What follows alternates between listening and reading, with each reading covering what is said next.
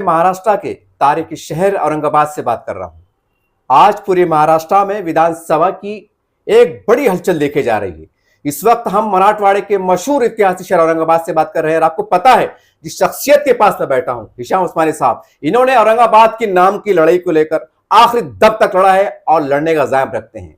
आज हमारा पूरा सर्वे रहा है औरंगाबाद के अंदर। छोड़ दीजिए कौन सी पार्टी से है, कहां से लड़ रहे, कैसा लड़ रहे, लेकिन एक सवाल बहुत गर्दिश कर रहा है कि जो बंदे ने अपने ओहदे को ठुकराया, एक ऐसी बड़ी पार्टी जो हिंदुस्तान की बड़ी पार्टी मानी जाती है, उसकी पार्टी को छोड़ा और छोड़ दिया पार्टी ताकि नाम बचा रहे, एक मुस्लिम शिनाख्त बची रहे। अब सवाल यह है कि जिस इंसान ने अपने ओहदे की परवाह न की और लात मार दिया, अब गेंद मुसलमानों के हाथ में। इस सवाल को हिंदू मुसलमान का नहीं है, सवाल यह है जिस शख्स ने कुर्बानी दी है कि एक मैं मुसलमान हूं और मेरी शिनाख्त को मिटाया जा रहा है, जब पूरे लोग मुफाद परिस्थिति पर लगे हुए थे। यह अकेला शख्स इतना बड़ा कड़वा सच है, ये डटा हुआ था, डटा हुआ है और डटा हुआ रहेगा और इस्तीफा दिया, आज चुनाव मैदान में है। अब सबकी निगाहें मुसलमानों की तरफ है कि ऐ मुसलमानों, जिस शख्स ने औरंगजेब रहमतुल्लाह अलैह की एक तशक्कुस के लिए, उसके तकद्दुस के लिए एक खुलेआम तरीके से सामने आया है और बता दिया है कि यह है। अब सवाल यह है कि अब मुसलमानों के हाथ में है कि अब आपको क्या करना है। चलिए बात शुरुआत करते हैं। सर, सबसे पहले हमारे चैनल में स्वागत है। सवाल औरंगाबाद में चल रहा है कि ये इलेक्शन लड़ रहे हैं, ये आप पे इल्जाम लग रहे हैं कि आपने नाम की राजनीति को लेकर एमएलए की तैयारी कर रहे थे, ये एक अफवाह का बाजार गर्म है, क्या कहेंगे इसके ऊपर आप? ये सरासर झूठ है, क्योंकि जिस वक्त मैंने अपने ओहदे से इस्तीफ़ा दिया वो साल 2022 था। इलेक्शन तो मुझे लगता है कि लगभग 2-2.5 साल बाद थे, तो 2-2.5 साल पहले। और इस्तीफ़ा जब दिया गया उस वक्त कांग्रेस पार्टी ये पावर में थी, लेकिन मुझे ये बिल्कुल मंजूर नहीं था कि हमारी शहर की और हमारी नस्लों की, जो भी हम यहाँ से औरंगाबाद से ताल्लुक़ रखते हैं, उसकी शिनाख्त मिटाई जाए। और वहाँ पे मैं एक बिल्कुल जिसको कहेंगे कि जैसे बेहिस के जैसा या कमज़ोर की तरह मैं वहाँ बैठा रहूँ और वहाँ इन पार्टियों के तलवे चाटूँ जो ये हमारी शिनाख्त मिटा रहे हैं, जो आरएसएस बीजेपी के हिंदुत्व के एजेंडे पे जा चुके हैं। मैं कांग्रेस का कार्यकर्ता ज़रूर था, लेकिन मुझे लगा कि कांग्रेस उस विचारधारा से दूर हो गई, इसलिए मैंने ख़ुद को उन पार्टियों से अलग कर दिया। ये लड़ाई मैंने 2 साल कुछ महीने अभी तक हाई कोर्ट में और सुप्रीम कोर्ट में अपनी ज़ात से लड़ी है। इसमें क्या क्या मुश्किलें पेश आई वो आपके चैनल के माध्यम से भी कई बार हम लोग इस पर चर्चा कर चुके हैं। लेकिन हमारे साथ हाई कोर्ट में क्या हुआ और सुप्रीम कोर्ट में किस किस्म से धोखा हुआ, और इन पार्टियों ने और इन पार्टियों के एजेंट्स ने, और साथ साथ जो दूसरी पार्टियां थी जो कि अपने आप को कौम का हमदर्द और ये कहने का किसी समाज का ठेकेदार होने का दम भरती हैं, इन लोगों ने इस नाम बदल में और हमारी शिनाख्त को जब मिटाया जा रहा था, इसमें क्या किया ये भी जग जाहिर है। जब ये बात आई, इलेक्शन सामने आए, मुझे लगा कि हमारे साथ धोखा हुआ है। इन पार्टियों ने अपने एजेंट्स भेजकर या खामोश रहकर दूसरे मुद्दों पे बात करके हमको जो है तो उसमें मिसगाइड किया और नाम मिटाने में बीजेपी, शिवसेना और हिंदुत्व फोर्सेस की मदद की। तब एक बात मुझे समझ आई कि ये जिस रास्ते से ये नाम मिटाया गया है, उसी रास्ते से ये नाम को वापस लाया जाना चाहिए। हमने अदालती लड़ाई लड़ी है और लड़ रहे हैं। हालांकि हमारा केस काफ़ी ज़ख्मी किया है इन पार्टियों के और उनके एजेंट्स ने, लेकिन फिर भी हम लड़ रहे हैं। अब इसको एक राजनीतिक लड़ाई लड़ने की ज़रूरत है। ये राजनीतिक लड़ाई लड़ने के लिए मैं मैदान में हूँ, क्योंकि जिन गाइडलाइंस के तहत ये नाम बदला गया है जी, उसी गाइडलाइंस के तहत ये नाम वापस भी लाया जा सकता है जी। इस गाइडलाइंस में ये लिखा है कि कोई एमएलए जो है वो नाम बदलने का प्रस्ताव विधानसभा में पेश कर सकता है, अगर किसी शहर का नाम बदला जाना है तो, और उसके ऊपर एक डिस्कशन होगा। डिस्कशन होकर एक फॉर्मल वोटिंग होगी, सिंपल मेजॉरिटी से वो प्रस्ताव पास हो जाता है तो वो केंद्र के पास जाता है। तो जिस रास्ते से इन्होंने ये नाम बदला है, राजनीतिक इसके अंदर वो हुआ है, तो हम भी चाहते हैं कि हम भी एक राजनीतिक इसके अंदर लड़ाई लड़ें और राजनीतिक पहलू से ये नाम को वापस ला सकें। इसके लिए सबसे पहले हमको कॉन्स्टिट्यूशनल पावर लगेगा, और कॉन्स्टिट्यूशनल पावर और वो नाम बदलने का प्रस्ताव रखने के अधिकार ये एमएलए पोस्ट को ही हैं। इसीलिए मैंने ये चुनाव लड़ने का फैसला किया कि मैं वहाँ पे विधानसभा में जाऊँ और अपक्ष जाऊँ, क्योंकि ये सारी पार्टियों की पॉलिसी हो गई है कि वो औरंगाबाद को संभाजी नगर कर देना चाहते हैं और या फिर खामोश रह के दूसरे मुद्दों पे बात करना चाहते हैं, लेकिन औरंगाबाद को वापस औरंगाबाद कैसे किया जा सकता है, इस पे बात नहीं करना चाहते। मैं चाहूँगा कि मैं वहाँ विधानसभा में अपनी जनता का नुमाइंदा बन के जाऊँ, ना कि किसी नेता या किसी पार्टी का पिट्टू बन के। ना मुझे कोई पेट्रोल पंप्स लेने हैं, ना मुझे कोई कॉलेज लेने हैं, ना मुझे कोई ठेके लेने हैं, ना मुझे कोई ट्रांसफर्स करवानी है। मुझे सिर्फ और सिर्फ अपने शहर का नाम वापस चाहिए, ताकि हम और हमारी आने वाली नस्लें फख्र से अपने शहर में एक औरंगाबादी के तौर पे जी सकें। हमारा शहर फिर से तरक्की की राह पर जाए, जो डॉक्टर रफीक ज़करिया का ख्वाब था और जिन्होंने उस दिशा में काम किया। और ये शहर, मैं फिर से कहना चाहूँगा, यहाँ रहने वाले हर मुस्लिम, बुद्धिस्ट, सिख, ईसाई, जैन, पारसी, हर समाज के लोगों का है। ये सिर्फ किसी एक मज़हब का नहीं है, लेकिन इसको गंदी राजनीति में इसको मज़हब और जात के नाम से देखा जा रहा है। साथ ही साथ इस शहर में जो विकास कार्य इस नाम की गंदी राजनीति में, जातिवाद की राजनीति में ये लोगों ने अंदर इसको दबा दिए हैं, वो सारे विकास कार्य हम फिर से कर सकें, ताकि ज़करिया साहब के दौर का जो वक्त रहा, जो औरंगाबाद ने देखा, उसको फिर से fastest developing city in Asia के उसमें हम ला सकें। यहाँ लोगों को रोज़गार मिल सके, लोगों की ज़िंदगियों में खुशहाली आए, और जो सही मायने में विकास होता है वो विकास यहाँ नज़र आए। पर्यटन क्षेत्र का विकास हो और नए उद्योग क्षेत्र आए। जो इंडस्ट्रीज़ हमारे आसपास चल रही हैं उसमें हमारे यहाँ के जो मुकामी लोग हैं, जो यहाँ के रहवासी हैं, उनको नौकरियाँ मिल सके, उनको कारोबार मिल सके। इसका एक हल भी हमने पेश किया हुआ है कि औरंगाबाद अब इतना बड़ा हो चुका है कि जैसे पूना और पिंपरी चिंचोड़ 2 महानगर पालिका है, या हैदराबाद सिकंदराबाद, या पूना था बॉम्बे थाने, इस किस्म से औरंगाबाद में 2 महानगर पालिका बनाई जाए। हमको संभाजी महाराज का हम आदर करते हैं, उनका विरोध नहीं है, लेकिन जो कदीम शहर है, जो हमारा ओरिजिनल 52 दरवाज़ों का शहर है, जो ओरिजिनल महानगर पालिका है, उसको औरंगाबाद ही रखी जाए। जो नया जो एक महानगर पालिका कायम की जा सकती है, CIDCO, Paithan road, Beed bypass, Chikalthana, Jalna road, Jalgaon road, उधर इसके आगे का, उसको छत्रपति संभाजी नगर महानगर पालिका का नाम दिया जा सकता है। एयरपोर्ट और डीएमआईसी जो बन रही है उसको भी दिया जा सके, ताकि ये मसला हल हो। यहाँ पे लोगों में फिर से आपस में भाईचारा और एक सौहार्द बने, और हम लोग तरक्की की राह पे आगे जाएं। आने वाले दिनों में मैं चाहूँगा कि मेरा शहर ये हैदराबाद, नासिक, पूना, नागपुर, इनसे पीछे नहीं नज़र आए। हम इन शहरों से आगे नज़र आए। हमारे लोगों को यहाँ से दूसरी जगह नौकरी के लिए या अपनी ज़िंदगी गुजारने के लिए नहीं जाना पड़े। हम यहीं एक फ़ख्र से एक औरंगाबादी होकर अपने और अपनी आने वाली नस्लों के साथ इस शहर में रह सकें। सर, एक सवाल आज पूरे शहर में गूंज रहा है। तमाम उलमा इकराम, काबिल एहतराम और तमाम नेक शख्सियतें कोशिश कर रही है कि मुसलमान कोई मुत्तफ़िक़ तौर पर ऐसा फैसला करे कि सब लोग बैठ जाए, कोई एक खड़ा रहे। ये काविशों को कैसे देखते हैं? अब सवाल ये, बैठे तो कौन बैठे, कुर्बानी कौन दे? ये बड़ा सवाल गर्दिश कर रहा है। इसको, इस कोशिश को कैसे देखते हैं? कोशिश अच्छी है, कोशिश होनी चाहिए, लेकिन सवाल ये है कि किसी एक पार्टी या सिर्फ किसी एक नेता के कार्यकर्ता को आप मुस्लिम होने का ठेकेदार नहीं कह सकते, उसका सर्टिफिकेट नहीं दिया जा सकता। हम देखते हैं कि जिन्होंने सिर्फ मुस्लिम होने के नाते अपने आप को समाज के माशरे के सामने पेश किया, आज यहाँ की दोनों विधानसभा में, चाहे हमारी मध्य विधानसभा हो या पूर्व विधानसभा हो, वही पार्टियाँ लड़ रही हैं जी। दोनों जगह उम्मीदवार एक ही पार्टी के हैं, भले उन्होंने किसी और पार्टी से टिकट लिया हो। उम्मीदवार वही थे जो सब पहले पहले एक स्टेज पे बैठा करते थे जी, और वो अपने आप को इत्तेहाद का नारा दिया करते थे। जब उनमें खुद में इत्तेहाद नहीं है, इत्तेफाक नहीं है, तो माशरे में ये क्या इत्तेहाद और इत्तेफाक की बात करेंगे।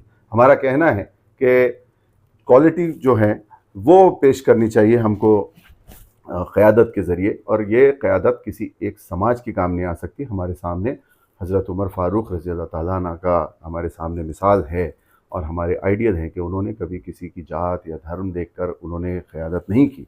उन्होंने ये कहा था कि नदी के किनारे अगर कोई कुत्ता भी मरता है तो उसके लिए भी उमर ज़िम्मेदार होंगे, उसके लिए भी खुदा मुझसे सवाल पूछेगा। तो आप जब शहर में रहते हैं, आपको सभी समाजों की वो करनी चाहिए, ख्याल रखना चाहिए, क़यादत करनी चाहिए।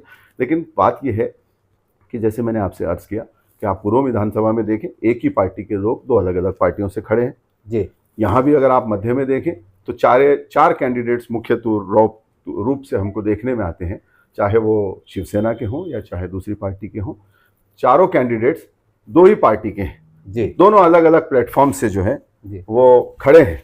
हमारी जो विचारधारा है वो महाराष्ट्र की जो रूह कही जाती है, फुले शाहू अम्बेडकर विचारधारा, वो हमारी विचारधारा है। क्योंकि मैं कांग्रेस का कार्यकर्ता रहा हूँ, तो एक सेकुलर हमारी विचारधारा है जिसमें गांधी जी की, नेहरू जी की, बाबा साहेब अम्बेडकर जी की, मौलाना आज़ाद जी की, ये विचारधारा से हम चाहते हैं कि हम महाराष्ट्र को और अपने शहर को फिर से आगे ले जाएं और बुलंदियों के मुकाम पे पहुंचाएं। ये शहर हमेशा अमन व अमान का और सूफी संतों का शहर जाना जाता है, जी। इसकी एक ऐतिहासिक पहचान है। लेकिन आप आज बताएं कि हमारी जो हेरिटेज, जो हमारे पर्यटन स्थल है, जी। उसकी क्या अवस्था है। जब हम में से कोई वहां पे देखने नहीं जा रहा है उस पर्यटन स्थल की, आप इमेजिन कर सकते हैं कि आप कटकट गेट पे जाके या रोशन गेट पे जाके या किसी और औरंगाबाद के मकई गेट पे या उसमें जाके आप 10 मिनट वहां एक सुकून की सांस लेके बैठेंगे? क्योंकि उन गेट्स की जो हालत है, या मकबरे में कितने लोग जाके बैठते हैं, तो आप कैसे इमेजिन करेंगे कि दुनिया से पर्यटक आएगा, टूरिस्ट आएगा और वो यहाँ ये मुकाम देखेगा। तो हमारे जो सियासतदान है या जो सियासत है, उसको गंदी और जातिवादी राजनीति से फुर्सत नहीं है। तो वो हमारे बुजुर्गों की जो यहाँ पे जो धरोहर है, जो उन्होंने हमको पहचान दे के गई है, उसको क्या बचाएंगे। तो हमारा यही कहना है कि ये जो पहचान है इसको बचाने की ज़रूरत है, नए क्षेत्र को लाने की ज़रूरत है। हमारे शहर में कई मसले पैदा हो चुके हैं जी। जैसे आज हमारे नौजवान, इनको रोज़गार नहीं मिल रहा है, तो इनको रोज़गार देने की ज़रूरत है। जो यहाँ पे कुछ गैंग्स जैसे हम कहेंगे, जो नशा कारोबार उन्होंने बढ़ा दिया है यहाँ पे, उस कारोबार को रोककर हमारे नौजवानों को उससे बचाने की ज़रूरत है। जो नौजवान इसकी जद में आ गए हैं जी। उनको यहाँ पे नशा मुक्ति केंद्र स्थापित करके उनको नशे की उस लत से बाहर निकालकर उनके परिवारों को भी राहत देने की ज़रूरत है। रोज़गार का सबसे बड़ा मसला है। इंडस्ट्रीज तो यहाँ हमारे आसपास बहुत हैं, लेकिन उस इंडस्ट्रीज की जो फ़ायदा हमको मिलना चाहिए वो फ़ायदा हमको नहीं मिल रहा है। वो नौकरियाँ हमारे लड़कों को मिलनी चाहिए। और कई ऐसे नए क्षेत्र हैं जो यहाँ लाए जा सकते हैं, कायम किए जा सकते हैं, उन सबको कायम करने की ज़रूरत है। बुनियादी सहूलियात हम देखते हैं तो हमारे शहर के अंदर किसी तालुका प्लेस से भी बराबरी की लगती है। आपको कोई डिस्ट्रिक्ट या डिवीजन के सिटी की तो नज़र नहीं आती। तो हमारी सोच है कि पहले तो ये जातिवाद जो पैदा हुआ है ये कम हो, ये नफ़रत कम हो हमारे शहर के अंदर। जो चीज़ें हमारे पास मौजूद हैं उसको डेवलप करके हम दुनिया में मार्केट करें और नए क्षेत्र लाएं, ताकि एक महज़ब, जिसको हम एक कहते हैं सभ्यता कहते हैं हिंदी के अंदर, उस तरीके से एक माशरे से के तौर पे हम डेवलप हों और हमारी मौशियत, इकोनॉमी मजबूत हो। व्यापारी जो हैं हमारे, वो काफ़ी व्यापारी भाई परेशान है, युवक परेशान है, लोग परेशान हैं। ये सारी जो बुनियादी सहूलियात है वो मिले और यहाँ का शहरी कभी ये नहीं सोचे कि यार मुझे रोज़गार या ज़िंदगी जीने के लिए अच्छे से मुझे दूसरे शहर जाने की ज़रूरत है। यहाँ इतना उनको मिल जाए, इतना मुयस्सर हो जाए कि वो यहीं पे खुश रहें और आबाद रहें। सर, आज मुस्लिम समाज में हम भी शहर में घूमते हैं साहब, मुसलमान आज बहुत कश्मकश में है। मैं पहले कह दूँ कि मैं हिंदू मुसलमान की बात नहीं कर रहा हूँ, क्योंकि मुसलमानों के मसाइल पे बात हो रही है तो इसलिए मैं लफ्ज़ मुसलमान इस्तेमाल कर रहा हूँ। आपने देखा होगा हुजूर की शान की जब गुस्सा का मामला आया था तो यहाँ के माजी ख्वाजा इम्तियाज़ साहब ने वहाँ तक रैली ले गए थे, वो एक मसला है।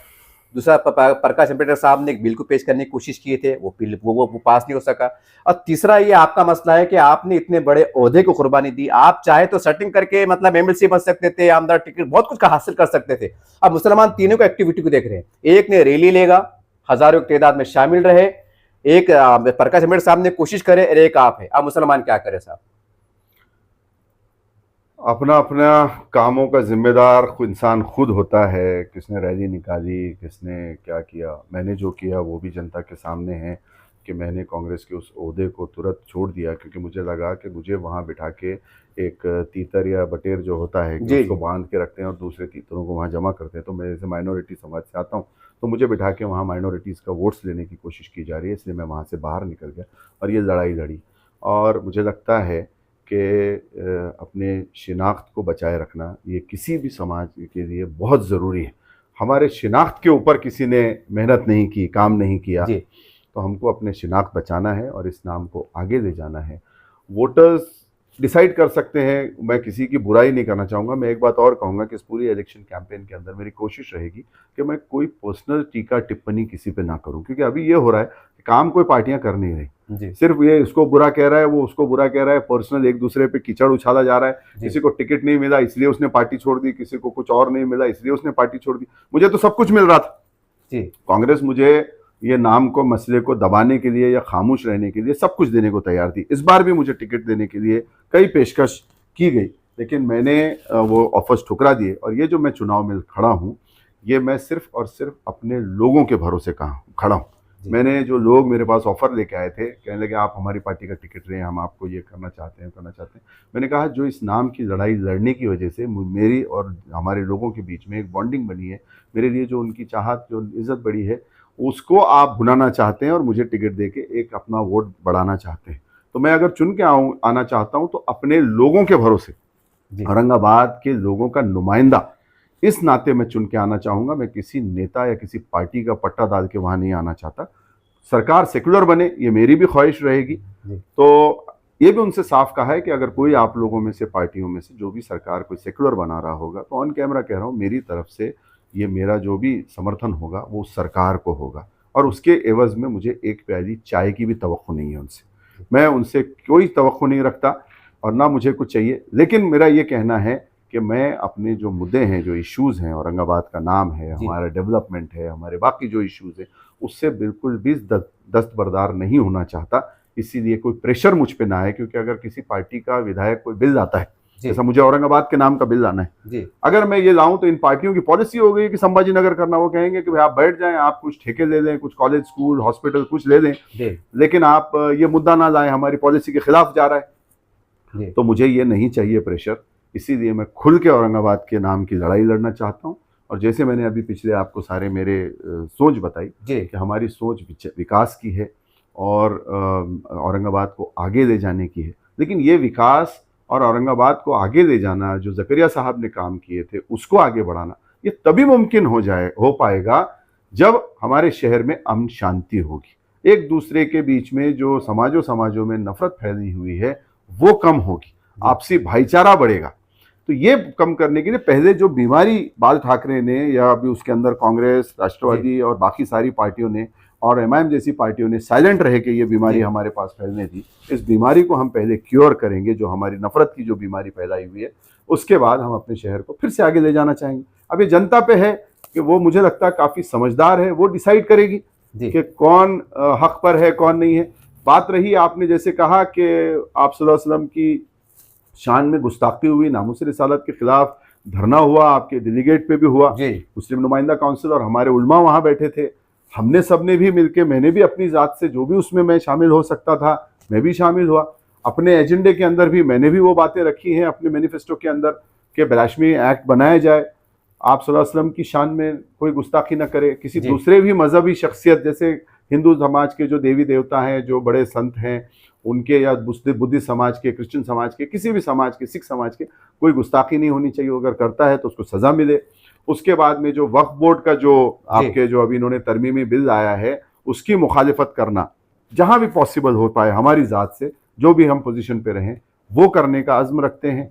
और नए जो चीज़ें लानी है विकास के लिए, विकास मेरी नज़र में सिर्फ सीमेंट का रोड बना देना, नाली बना देना, गट्टू बिठा देना, एक लाइट का हेमस लगा देना, ड्रेनेज की और पानी की पाइपलाइन डाल देना, ये विकास नहीं है। विकास वो है जो डॉक्टर रफ़ीक ज़करिया ने किया था कि लोगों को पढ़ाने लिखाने से लेके, लोगों को दुनिया से कनेक्ट करने से लेके, उनकी रहन सहन को आगे, मतलब उसको, उसका स्टैंडर्ड बढ़ाने से लेके, उसके बाद उनकी हेल्थ का ध्यान रखने से लेके, उनके ज़िंदगी में जो बुनियादी चीज़ें जैसे पानी, ये सारी चीज़ों को ज़करिया साहब ने उस वक्त दिया जब इस चीज़ की डिमांड्स भी नहीं थी, लोगों को गुमान भी नहीं था कि हमको ये चाहिए। अगर आप इमेजिन करें तो 1970 में हमारे पास हरसुल तालाब काफ़ी सफिशिएंट था पानी के लिए, लेकिन ज़करिया साहब ने उनकी आगे 50 साल आगे की सोच थी कि वो जैकवाड़ी डैम लाए।